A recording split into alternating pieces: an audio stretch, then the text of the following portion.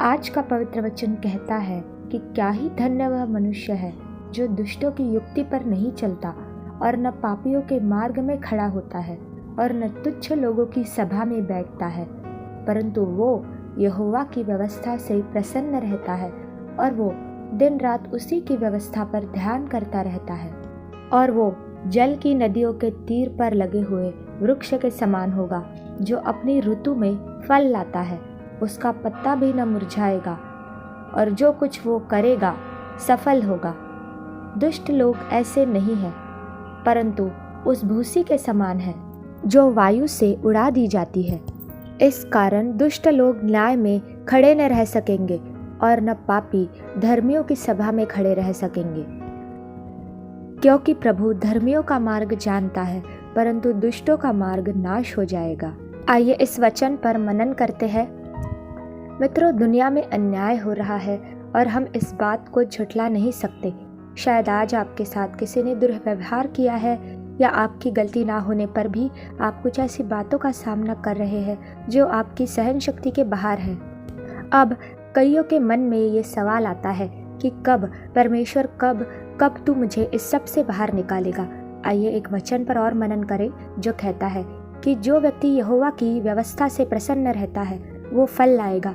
कहे आमीन। इसका मतलब क्या? इस वचन का मतलब है यदि आप परमेश्वर की हर एक आज्ञा को मानते हैं और उसकी व्यवस्था पर चलते हैं या अपने पाप से मन फिराते हैं, तब वचन कहता है कि तू उस वृक्ष के समान होगा जो नदी में फला है, यानी उस वृक्ष के जो पत्ते कभी मुरझाएंगे ही नहीं, क्योंकि उसको पानी का स्रोत मिलता ही रहता है। उसी तरह आपका जीवन भी कभी नहीं मुरझाएगा। मैं आपको आज यहाँ पर बताना चाहती हूँ कि आपको निराश होने की ज़रूरत नहीं है, क्योंकि परमेश्वर ने हमारे लिए न्याय रखा है। वचन भी कहता है कि परमेश्वर धर्मियों का न्याय जानता है। धर्मी कौन है?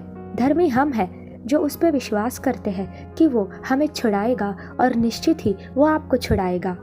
आइए इस वचन को हम और गहराई से समझने की कोशिश करते हैं और देखते हैं कि परमेश्वर हमसे इस वचन के द्वारा क्या कहते हैं।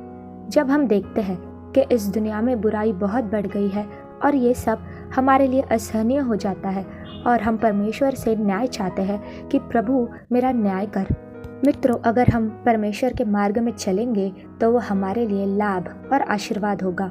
लेकिन जब हम विद्रोह करते हैं, यानी जब हम पाप करते हैं या किसी का उपहास यानी कि किसी को चिढ़ाते हैं या अपने तरीके से चलते हैं, तो हम हानि और मृत्यु को प्राप्त करेंगे। लेकिन अगर हम परमेश्वर से प्रेम करेंगे, उसके वचनों से प्रेम करेंगे, उस पर चलेंगे और उसका अभ्यास करेंगे, तो हमें आध्यात्मिक स्वास्थ्य और शांति मिलेगी। और आखिर में बाइबल हमें बताती है कि परमेश्वर आपका न्याय ज़रूर करेंगे। भजन संहिता का ये अध्याय इस बारे में है कि धर्मी और दुष्ट दोनों कैसे जीते हैं और उन्हें उनके क्या फल यानी क्या परिणाम मिलते हैं। आइए देखते हैं। हालांकि इस अध्याय में दुष्टों पर कम, पर धर्मियों के फल पर यानी धर्मियों को मिलने के आशीर्वाद पर अधिक ध्यान केंद्रित किया करता है। यह उस आशीर्वाद पर केंद्रित है जो परमेश्वर के धर्मी मनुष्य को मिलता है। बाइबल के अनुसार शुष्क जलवायु में धन्य व्यक्ति को यानी धर्मी व्यक्ति को पानी की धाराओं के किनारे लगाए गए पेड़ की तरह कहा जाता है। धन्य मनुष्य बारिश पर निर्भर नहीं है जो आती और जाती है, बल्कि दिन ब दिन बहने वाली नदी पर निर्भर है। हम इससे सीख सकते हैं कि केवल फसल के समय में ही परमेश्वर की महिमा ना करें, बल्कि हर उस दिन सबके लिए उसकी स्तुति करें जो वो हमें देता है। फिर अपने मौसम में फल की पैदावार आती है।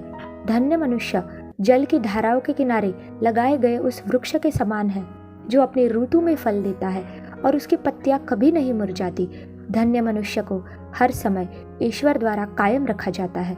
धन्य मनुष्य केवल रोटी से ही नहीं बल्कि परमेश्वर के वचन पर जीवित रहता है। कहे आमीन। और उस पेड़ का पत्ता कभी नहीं मुरझाता। वो जीवित है क्योंकि वो जीवित परमेश्वर के साथ है और उसकी खुशी उन चीज़ों की प्रचुरता में नहीं है जिनके पास वो है, बल्कि प्रभु के साथ उसके रिश्ते में है।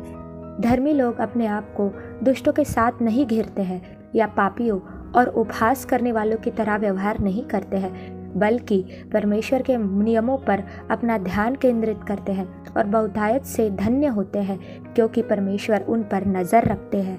और धर्मी व्यक्ति धन्य है क्योंकि परमेश्वर उस पर नज़र रखता है। वे अपनी इच्छा से धन्य नहीं है, बल्कि परमेश्वर पर निर्भर है। और मेरे साथ दोहराए, धर्मी व्यक्ति धन्य है क्योंकि ईश्वर उस पर नज़र रखता है।